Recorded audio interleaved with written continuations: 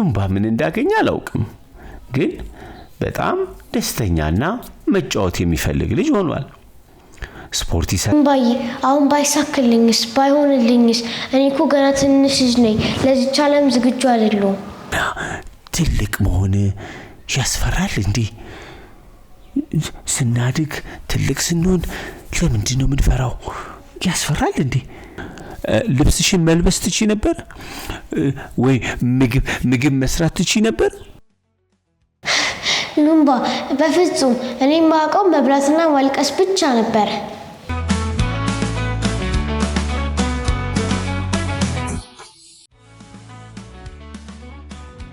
ኢቫና በወንበሯ ላይ ቁጭ ብላለች። ሐሳብ የገባት ይመስላል። ሉምባ ደግሞ ከውጪ እየሮጠ ገባ። ዛሬ ከኢቫና ጋር አብሮ መጫወት ፈልጓል። ተሽከረከረ፣ ወደዚህ ወደዛ፣ ወደ ቀኝ ወደ ግራ እያለ ተጫወተ። እኔ ዛሬ በጣም ደስ ብሎኛል። ለመጫወት በጣም ነው ፈልገው። ልቤ እንደ ኳስ እየነጠረች ነው። ብዙ ጨዋታዎች መጫወት ፈልጋለሁ። ቀኑ የጨዋታ ቀን ነው አለ ሉምባ። ግን ብቻዬን ሳይሆን ጓደኞቼን ሁሉ ይዤ ነው መጫወት የምፈልገው አለ ሉምባ።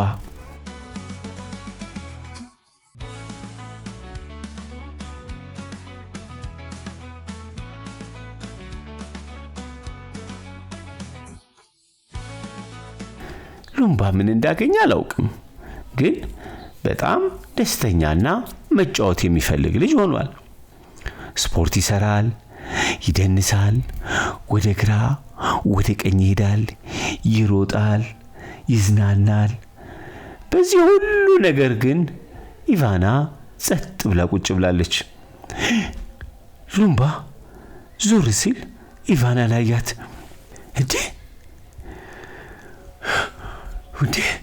ኢቫና፣ ይሄ ሁሉ ስጨፍር፣ ይሄ ሁሉ ስዝናና፣ ይሄ ሁሉ ስደሰት ከጀርባዬ ቁጭ ብለሻል።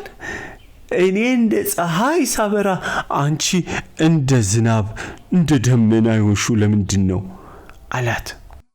ሉምባ እኔ ለዘላለም ትንሽ ልጅ ሆኜ ነው መቅረት የምፈልገው። እኔ ማደግ አልፈልግም። ትልቅ ሰው መሆን ያስፈራኛል። ሉምባ ግራ ገባው።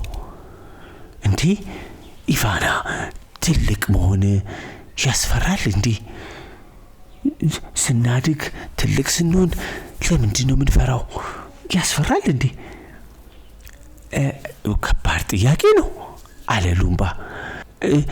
እንዴ ቆይ እስቲ እናንተ ትልቅ መሆን ትፈራላችሁ እንዴ? እስቲ እኔ አላውቅም። እኔ እንጃ፣ ግራ ገባኝ። ለምን አንጠይቃትም ግን? ራሷ ለምን እንደፈራች ቀረብ ብዬ ልጠይቃት አለና ሉምባ ኢቫና ጋር ቀረብ አለ። ኢቫናዬ፣ ሚስጥር እኮ ወይም የሚያስጨንቅሽን ነገር ለጓደኛሽ ስትነግሪው ቀለል ይላል። እስቲ ምንድን ነው የሚያስፈራሽ አላት። ማደግ ያስፈራኛል። ሰው ሁሉ ስለ ዩኒቨርሲቲ፣ ስለ ስራ፣ ስለ ትልቅ ኃላፊነት፣ ስለ ገንዘብ፣ ስለ ሀብት ይወራል። እኔ እሱን ሳስብ ትልቅ ሰው መሆን ትልቅ ችግር ይመስለኛል። ሉምባ አሁን ገባው። ችግር ይሆናል። እነዚህ ነገሮች ማሰብ ችግር ነው እንዴ? እስቲ ኢቫናዬ፣ ለምሳሌ እስቲ የምን ችግር? ሉምባዬ አሁን ባይሳክልኝስ ባይሆንልኝስ እኔ እኮ ገና ትንሽ ልጅ ነኝ፣ ለዚህ ዓለም ዝግጁ አይደለሁም።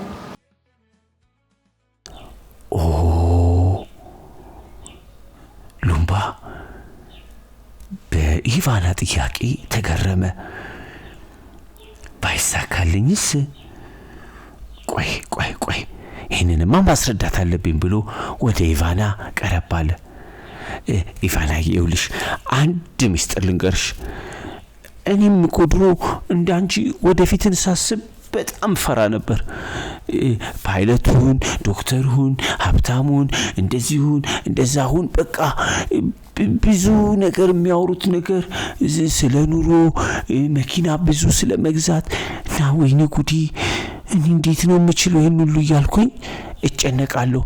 እውነትሽን ነው። ትልልቅ ሰዎች የሚያወሩት ብዙ ነገር እኛ አሁን ልጆች ሆነን ስናስበው በእኛ አእምሮ በጣም ያስጨንቃል አለ ሉምባ። ግን ቆይ ይኸውልሽ ሁሉ ነገር የራሱ ሂደት አለው። አሁን የምንነጋገረው እንዴት አድርገን መሰለሽ በሂደት በደረጃ እያደረግን እንነጋገራለን። አይመስልሽም ይፋናዬ? እውነት ነው ሉምባ። እኔ እኮ አንተን ሳይ ሁሉንም ነገር የምታውቅ ነው የሚመስለው። አረ እኔም እንዳንቺ ልጅ በነበርኩበት ጊዜ በጣም ነበር ብዙ ነገር የምጨነቀው። እሺ ቆይ አሁን አንቺ ለምሳሌ ትንሽ ገና 1 አመትሽ ወይም ደግሞ ገና ዳዴ እያልሽ እያለ ጫማሽን ማሰር ትችይ ነበር? ልብስሽን መልበስ ትችይ ነበር? ወይ ምግብ መስራት ትችይ ነበር? ሉምባ በፍጹም እኔ ማውቀው መብላትና ማልቀስ ብቻ ነበር።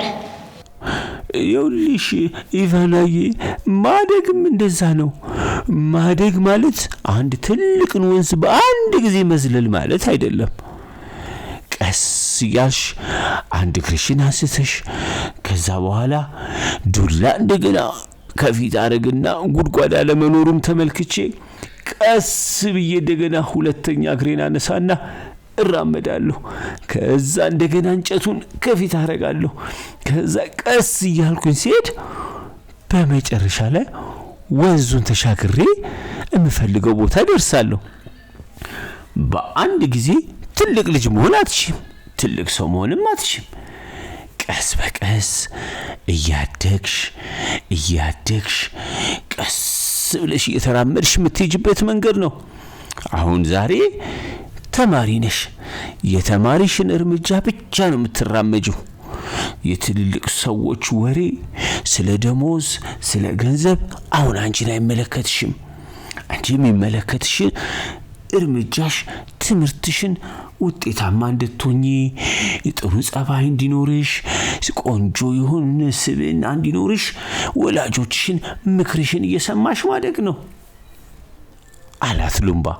ግን በወድቅስ በሰው ፊት ስህተት ብሰራስ ባይሳካልኝስ? ሀብታም ባልሆንስ? ዶክተር ባልሆንስ?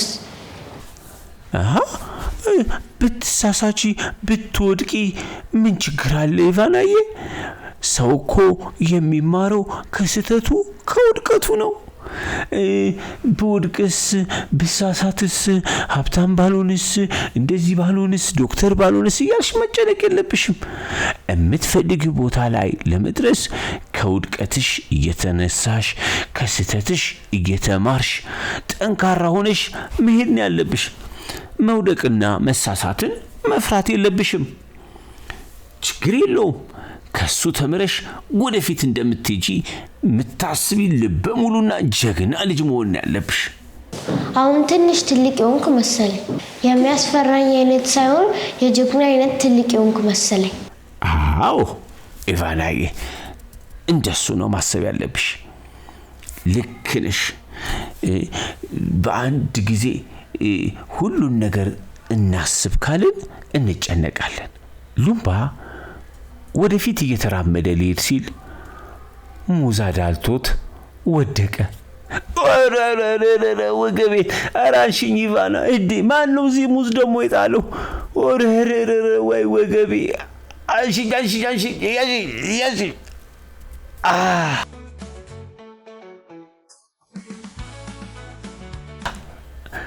ሉምባ ተነሳ።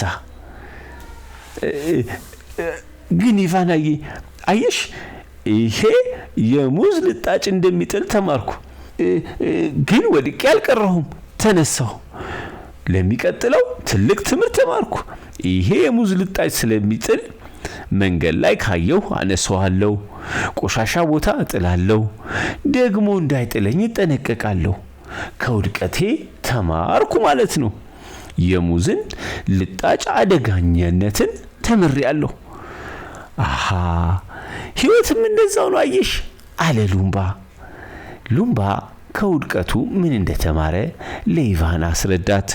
ግን ማለት ችግር ገና ያልተማርኩት ትምህርት ማለት ነው?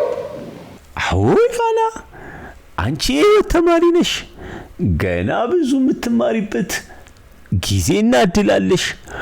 በመውደቅ በመነሳት በመሳሳት ውስጥ እየተማርሽ ራስሽ ጠንካራ ልጅ እየሆንሽ እያደግሽ ትመጫለሽ። የዛ ጊዜ አሁን የሚያስፈሩሽ ነገሮች በቀላሉ የሚፈቱ ችግሮች ይሆናሉ። አሁን ግን ገና ጥንካሬ ላይ ስላልደረሽ በሂደት እየተማርሽ የምትሄጂ የህይወት ተማሪ ነሽ።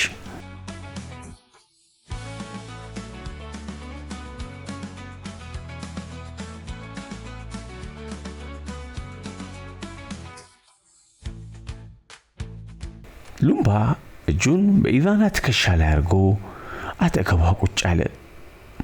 ኢቫና ቤተሰቦችሽ አሉ፣ መምህሮችሽ አሉ፣ እኔ አለው።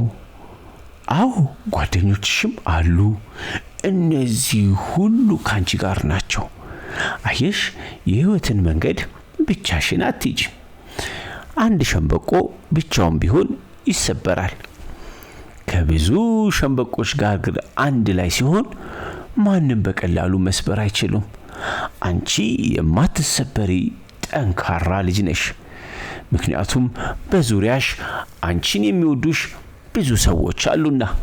ስለዚህ እየተማርሽ እየጠነከርሽ ከውድቀትሽ ከስህተትሽ ብዙ እየተማርሽ ትልቅ ደረጃ መድረሽ ልጅ ነሽ። ስለዚህ ትልቅ መሆንን መፍራት የለብሽም፣ ማደግን መፍራት የለብሽም አለ ሉምባ። ጓደኞቼ አዲስ ነገር መጀመር ከፈራችሁ ስለ ዛሬዋ ትንሽ እርምጃ ብቻ አስቡ። ኢቫና የወደፊቷን ስታስብ የሚያስፈራና የሚያስጨንቅ ሳይሆን የህይወት መንገድ እየተማረች የምትደርስበት ከስህተቷ ከውድቀቷ እየተማረች ጠንካራ የሆነች የምትፈልገውን ነገር የምታገኝበት የሚጠብቃት እድል እንደሆነ ገባት። አዎ አዲስ ምዕራፍ ነው። ገና ከፊታችን የሚጠብቀን አዲስ ብሩህ ተስፋ ነው።